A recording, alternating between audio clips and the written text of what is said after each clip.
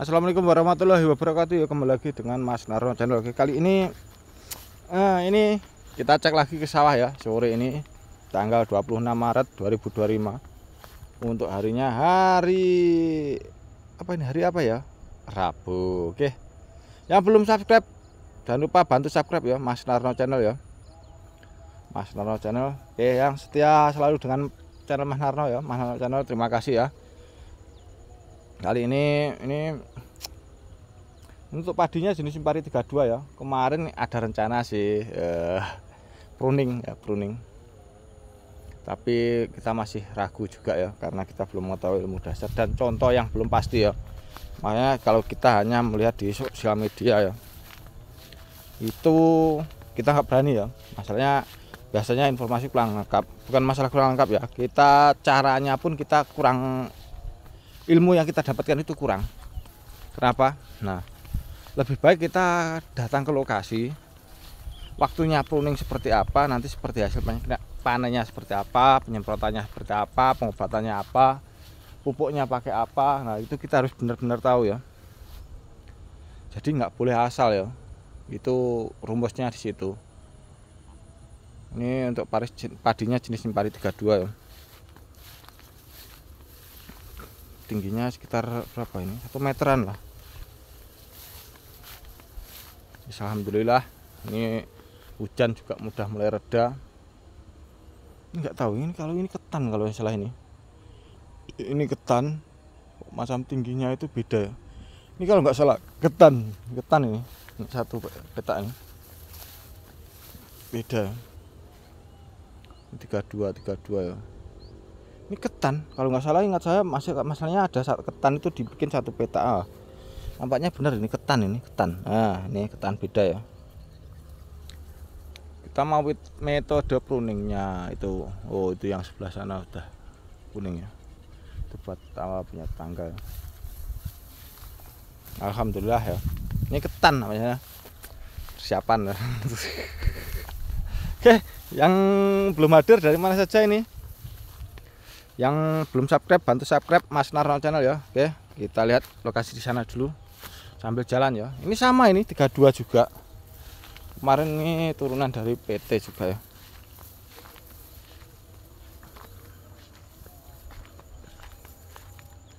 Jadi ini bersih. Ini orangnya memang bersihan ya, bersih ya. Kalau bersih ya. Nah, itu kemarin cari rumput, bersihkan. Jadi cari rumput sambil sekalian dibersihkan. Oke. Ini sama 32 itu sama semua. Ini kemarin satu benih ya. Mau usia tanamnya aja agak berbeda. Hampir sama. Yang alhamdulillah yang istimewa ini ya. Ya. Yang ini alhamdulillah ini agak istimewa ya. Alhamdulillah disyukuri. 32 juga ini. Sama. Itu yang ujung sana, ini dan itu. Nah, tadi yang kita review awal tadi itu sama. Padinya 32. Nah.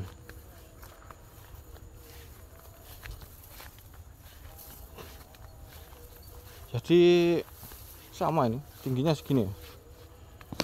Kita review. Oh. Bentar kita carikan tempat. Satu kalau nggak jatuh ini. Bagus ini. Alhamdulillah ya, semoga aja panen melimpah dan harga gabah pun juga diperhatikan juga ya. Untuk harga gabahnya semoga ada perhatian dari pemerintah, ada perhatian serius lah. Jadi pemerintah sudah serius, tapi di bawahnya itu ada permainan ya. Semoga aja tidak ada seperti itu ya. Semoga saja. Jadi bersih, jadi dari petani bagus. Terus nanti kedepannya juga ada Bulog ya. Bulog itu benar-benar menerima ya gabah dari petani ya, bukan hanya sekedar instruksi dari atasan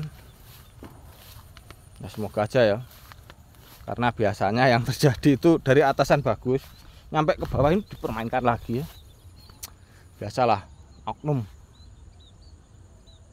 Jadi semoga aja nanti hasil panen juga melimpah, terus hasil panen juga diterima dengan baik, jadi petani sedikit banyak dapat merasakan hasil lah. Karena efek dominonya juga banyak, petani ini yang bekerja juga istilahnya itu juga merasakan. Nah, jika petani pun hasilnya lumayan, maka pekerja pun juga mendapatkan hasil yang lumayan. Jadi petani juga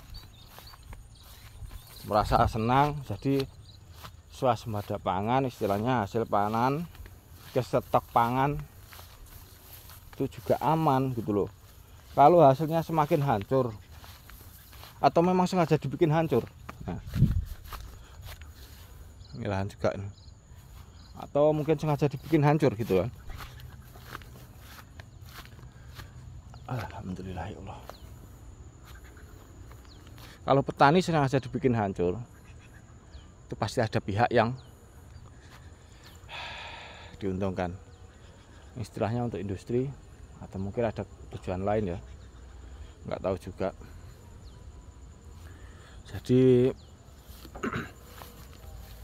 ada pihak-pihak tertentu mungkin ya, nanti kan ujung-ujungnya gini, kalau istilahnya gini, enaknya kalau padi kebutuhan beras ini kurang, otomatis impor.